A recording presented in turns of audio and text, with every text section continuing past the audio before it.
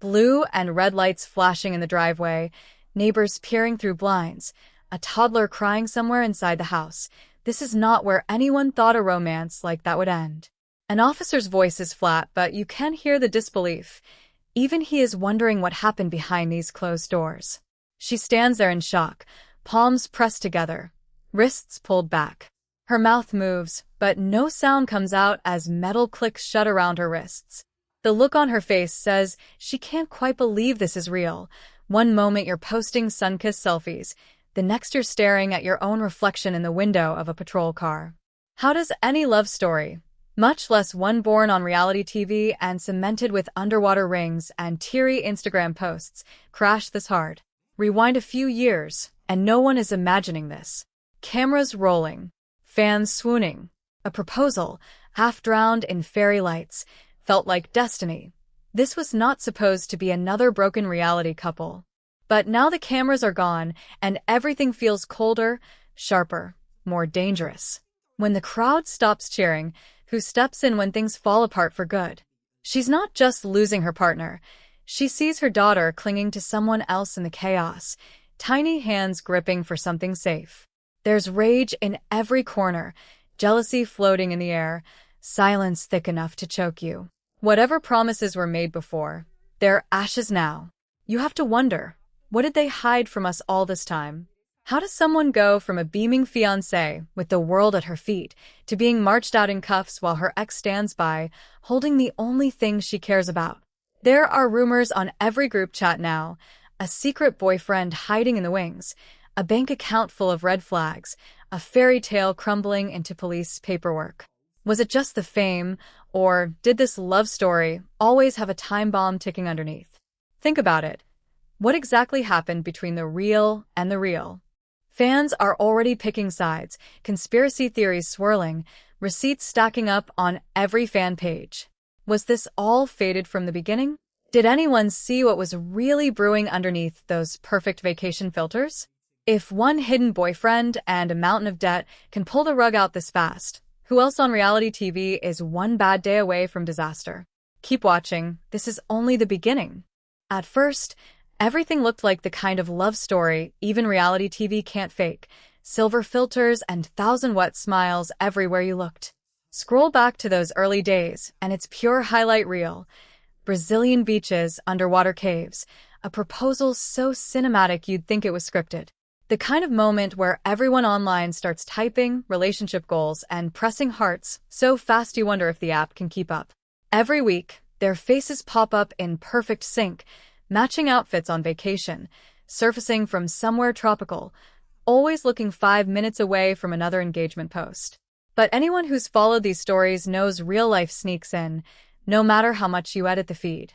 They were selling the dream, smiles as bright as the sun. But right behind the phone screen, things are moving fast from fairy dust to fractured glass. The first cracks? Always easy to miss, when everyone's clapping for you.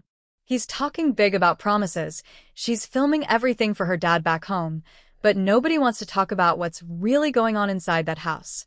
All those cozy Instagram carousels miss the constant, low-key drama shaking things loose in private. Then there's the third wheel. John is supposed to be family, not a roommate. Except he absolutely is, in your living room, in your business, in your late-night arguments, never missing a chance to spill the tea or toss an opinion.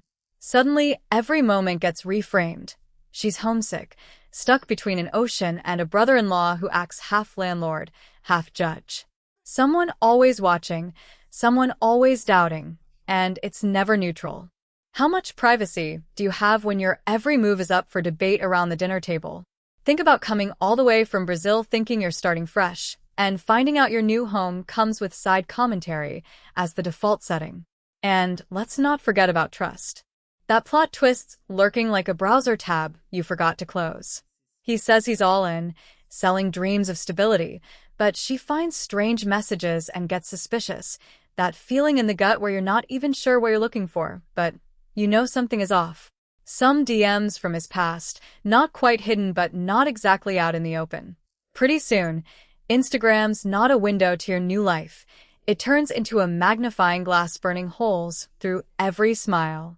That's how jealousy grows, Slow, quiet, afraid to show up on camera, but it shapes every conversation. The culture clash makes everything louder.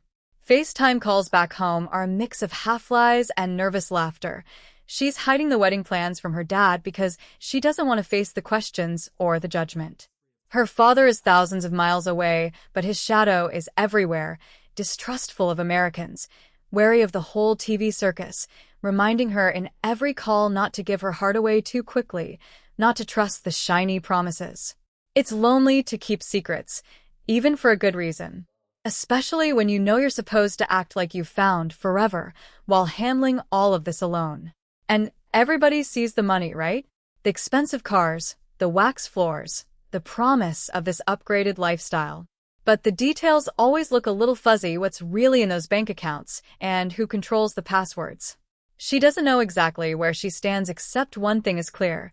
The numbers don't add up to the feeling of safety she wants. Every week, the fairy tale looks a little thinner around the edges, even as the world keeps double-tapping the highlights. For every heart emoji, there's a friend at home whispering, "Are you really happy?" But the real warning shot cracks through on a call nobody plans for, a call from home in the middle of the night, pulling her attention away from the perfect grid.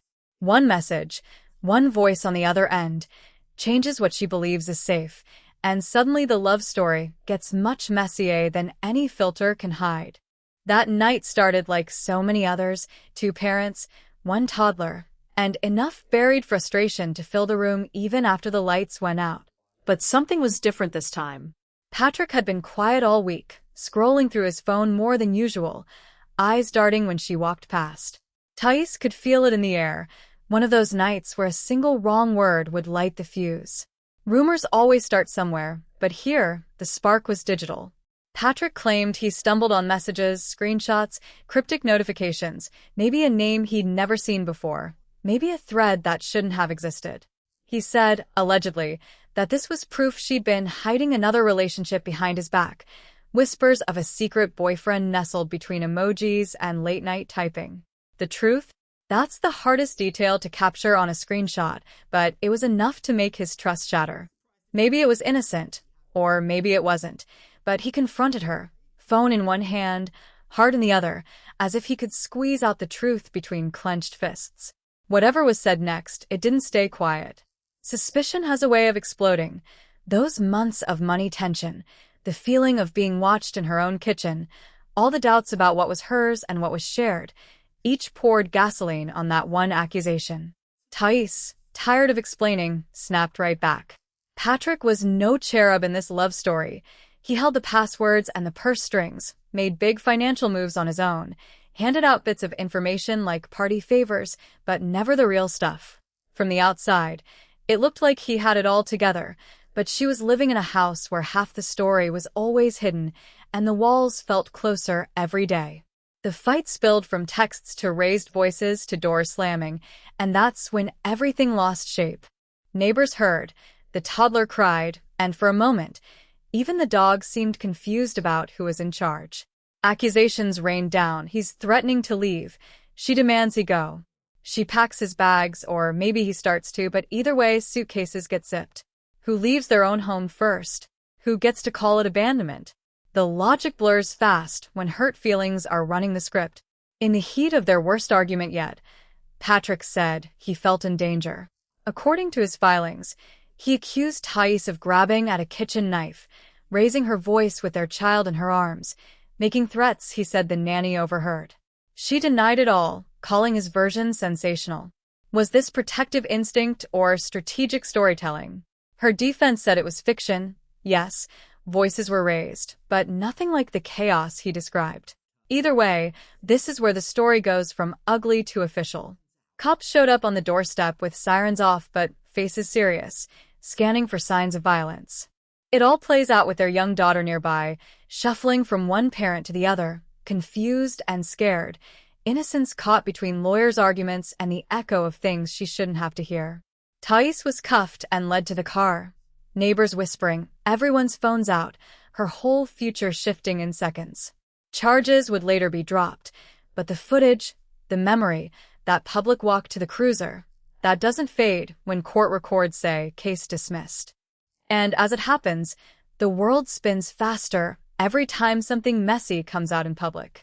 Social media fans split in seconds, half shouting, "Team Patrick," half screaming, "It's all a setup."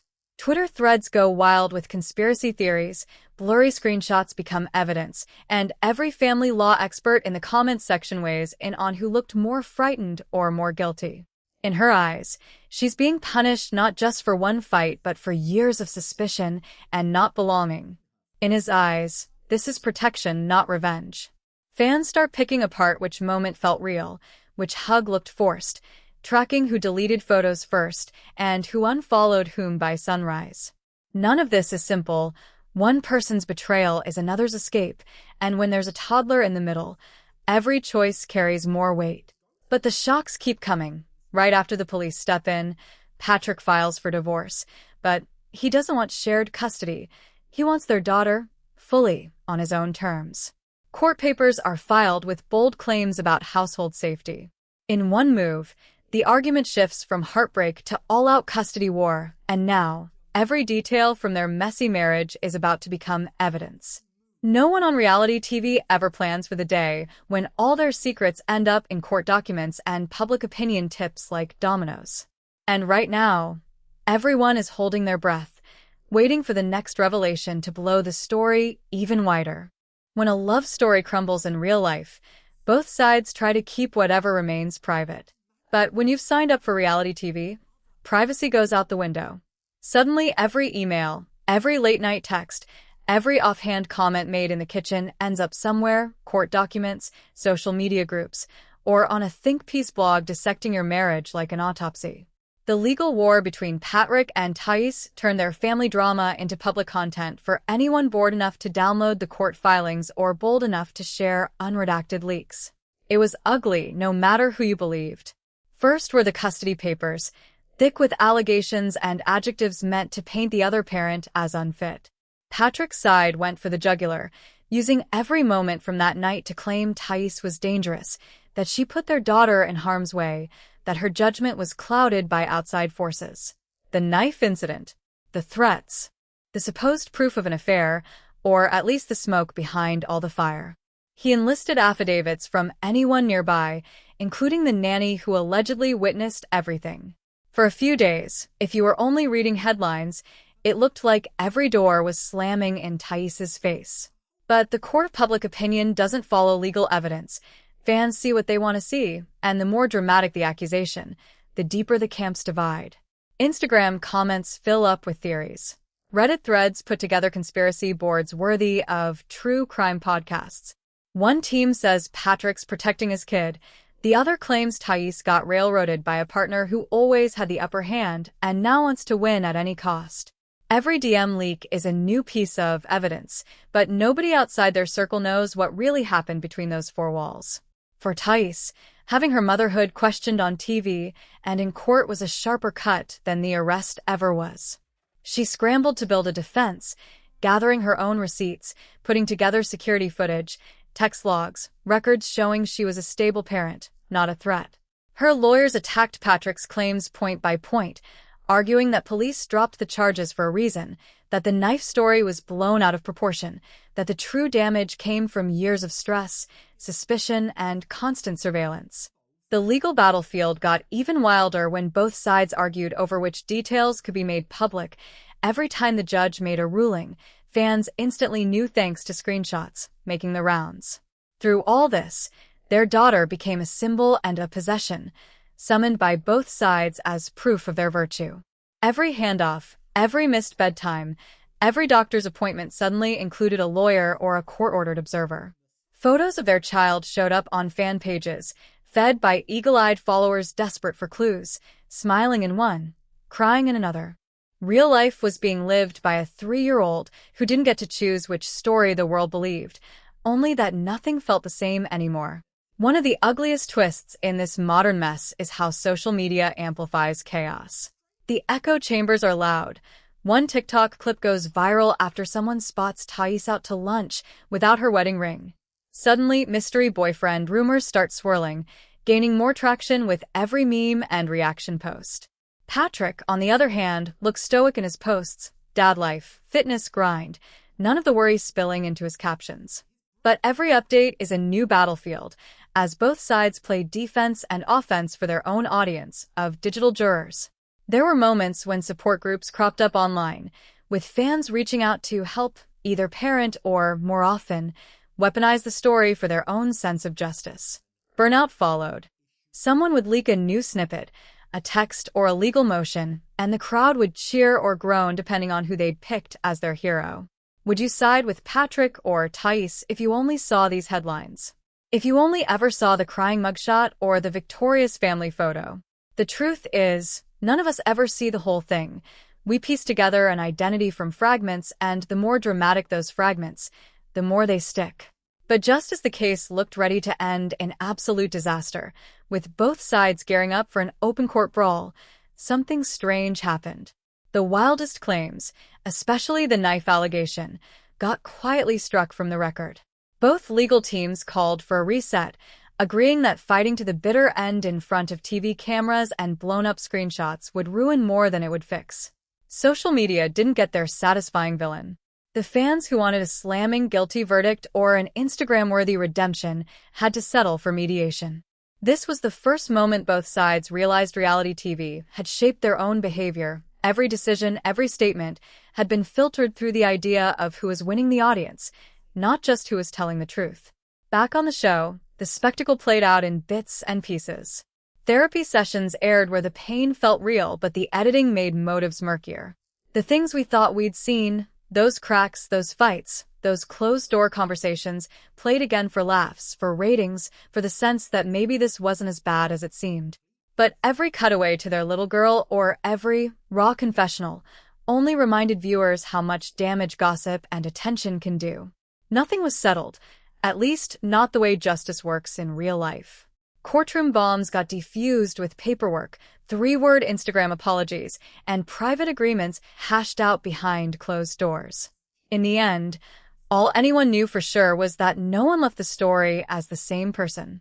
The court didn't give Patrick everything. Thais didn't get to clear her name in a public fight. Their daughter was split between homes. And the rest of us? Left piecing together the fallout with only as much truth as reality TV and social media wanted to share. Next, the real question is whether this resolution holds, or if reality fame turns another family reunion into the next viral custody battle. Everyone knows the headlines by now, but not many watched how things started to fall apart beneath the filters and subtitles. Cheating is always the word that gets circled in red, the one fans scream about until the receipts blur.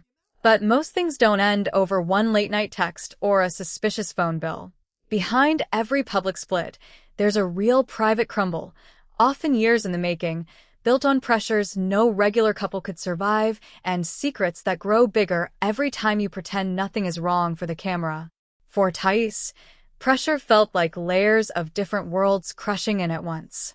The moment she landed in the States, she stopped being a daughter, a friend, or even a regular person. She became a fiancé, a character in a story watched by millions, with everyone expecting her to smile through the hard parts or play the villain if she slipped up. Homesickness doesn't photograph well. Fighting for scraps of power over your new life doesn't go viral the way proposal clips do. She lost her safety net, and nobody except people who've moved countries for love knows how lonely each evening can be when the language, the food, even the streetlights are so unfamiliar. She tried to hang on to her heritage, calling Brazil at strange hours to hear her dad's voice, skipping details he wouldn't accept, switching between what felt safe to admit and what might keep him sleeping at night. All while managing the guilt of lying to family and the fear she had already lost pieces of herself she couldn't get back. Anyone watching from the outside might say she was moody or secretive, but isn't that just defense? Playing it safe in a house where you're never truly alone? Add in the constant stare of John, never missing an opportunity to remind her she wasn't queen of the castle. His opinions landed on her like a storm, every comment another reminder that she couldn't relax here. Isolation only deepened every time she tried to blend in and found herself left out instead. Patrick came into the story with a different set of fears, way less obvious, but just as corrosive. He wanted control because life made him believe safety depended on knowing every detail, every password, every move. His childhood was a patchwork of loss and hustle, and as an adult, he never wanted to feel powerless again. So he built a world that looked shiny from the outside, posting the gym wins, the new car, the carefully arranged date nights. But the real engine behind all of it was anxiety. Coaching himself to win every argument, keeping his income a secret, measuring loyalty by how often his phone stayed untouched on the counter. If you strip away the drama and just look at the habits, you see why everything snowballed so fast. When you don't talk about your fears, you manage them by trying to control the story. When you don't have any control, it's easy to do something reckless, slide into a DM, buy something on credit, hide a bill from your partner, and tell yourself you're protecting them. Both Patrick and Thais were so scared of losing, they set all the wrong traps for themselves. And when the money question started to press in, the cracks broke wide open. Everyone thought he was set, showing off like money was growing on their front lawn. Thais felt like she was begging for scraps of information, the real numbers, not the social media show. What she didn't know was that Patrick had been stacking debt behind the scenes. Over 200,000 in red. That's not just one or two decisions gone bad. That's years of snowballing stress disguised in fancy dinners. By the time she found out, it felt like the ultimate betrayal. All the "you can trust me" speeches vanished into thin air. She was not just an outsider anymore. She was tethered to his mess, and there was no way to protest without it blowing up. The fight over who cheated was real, but it was a symptom, not the reason. Suspicion is easy to fuel when you've already built a habit of hiding things from each other. Did she have a secret boyfriend? The receipts were blurry, maybe more emotional than physical, or maybe just her way of reclaiming something private. If someone understands your loneliness, it's easy to let them get close, even if it's only through texts and confessions. The more Patrick tightened the circle, the more Thais wanted an escape route, a way to feel alive and seen without the pressure to perform. But winning marriage therapy TV doesn't fix real-life patterns. The show brought them to a beachfront retreat, stuffed them in a room with a counselor and a fresh set of microphones, hoping the process would fix what social media had broken. What it really did was force both of them to upend their most humiliating truths in front of strangers and fans alike. Patrick admitted he never really trusted she was in it for him, always wondering if the fairy tale had an end date. Thais broke down that she never trusted his promises and never felt safe enough to tell him how homesick she was. Both looked at each other and realized they were fighting more specters than actual marriage issues. Then, in one of those unbearable moments, the reality show's therapy segment accidentally exposed one last secret that neither had shared with press or family. Thais found out just how high the debt went, and that Patrick had signed off on financial agreements without her consent. He found out she had been keeping her emotional connection with someone back in Brazil alive through secret chats. No physical affair, perhaps, but the kind of small, persistent lie that delivers death by 1,000 cuts. They each felt betrayed but also defenseless. Therapy isn't kind, it just makes you drop your armor. Looking back at the scene where Thais is led away in cuffs, it's clear that years of secrets, half-truths, and brutal loneliness led both of them there. Every mistake and every silence built up until all that energy burst out in one ruined night. No single villain emerges. Both lost their sanity to the rules of a show designed to push people to extremes, a machine that pretends to nurture but pushes you to perform pain for other people's ratings. Fights over loyalty, money, trust, and who gets to write the version the world remembers. When you hit pause on the drama, the house is quiet, but it's not peaceful. You can almost hear the exhaustion. Two people who tried, fell short, blamed each other, but both are too tired now to keep fighting. There's no neat ending, no Instagram fix, no sudden realization that undoes the damage. Everyone is left holding their own bitterness, wondering if they should have bailed sooner or tried a little harder. No audience clap, just the silence of a home where nobody won. And somewhere off-screen, a 3-year-old's life is changed forever, whether the world keeps watching or not. Sometimes a marriage ends quickly, with one big fight so loud the neighbors can't forget it. Other times it leaks away little by little, decisions made and unmade, messages read and deleted, money spent and never spoken about. For Tice and Patrick, it was both. By the time the legal papers were finalized, there was nothing left to protect but a child and the ashes of a dream. And after all the courtroom battles, police visits, social media fights, and therapy segments aired for millions, what comes next isn't glamorous. It's a kind of limbo, no heroes, no clear villains, just two wounded people staring at a different future than they ever pictured when they said yes that first time. If you scroll through their pages now, you'd think they reached a truce, the kind agreed on by lawyers and filtered through Instagram presets. Both claim to put their child first. There are split-week photos, drop-off smiles forced a little too hard for the lens, carefully captioned family moments where edges have been smoothed and everyone's hair falls just right. The world sees co-parenting, or at least the version of it that sells discount codes and gets supportive comments. But underneath, the routine is hard and sometimes raw. No matter what brand the stroller is, there is always a few seconds at every handoff where nobody knows what to say, where the wounds are exposed by the simple fact of having to share the most important thing you ever had. Co-parenting with cameras watching is a special kind of pressure. Every step becomes public: vacation plans, pickups at daycare, who gets which holiday. Parents battling guilt wonder, who gets the memory of the first bike ride, who teaches her to swim, who sees her win her first school prize. Sometimes Patrick posts a throwback to the proposal days, trying to remind himself and his audience he fought for love at the start. Tice shares more of her day-to-day life, maybe a new class, a job, the little victories of making peace in a new country. Neither speaks openly about the details anymore, at least not since the last round of leaks and online judgment. Both learned that the internet loves a train wreck more than a healing process, so now most days look calm on the surface. There have been attempts to set a real routine for their daughter, half her week with her dad, the other half with her mom. The first months dragged with awkward silences, calls exchanged only out of necessity, texts double-checked so nobody could later accuse the other of being careless, cold, or unresponsive.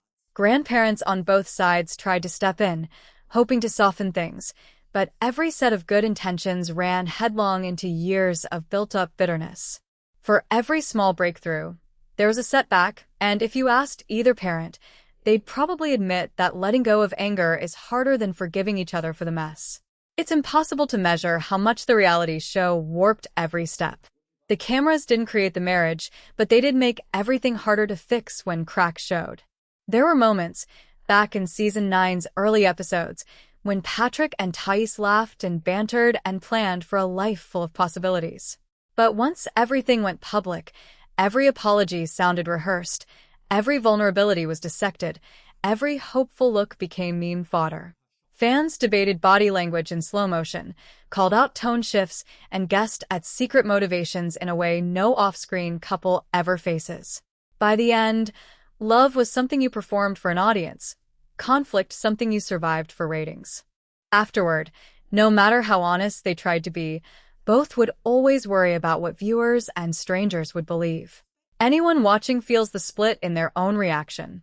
Some become fiercely Team Patrick, grateful he tried to create stability. Others insist Tice never got a real chance, always being scrutinized in a new place, forced to give up more than she gained. Neither side is entirely wrong, but few see the quiet truth.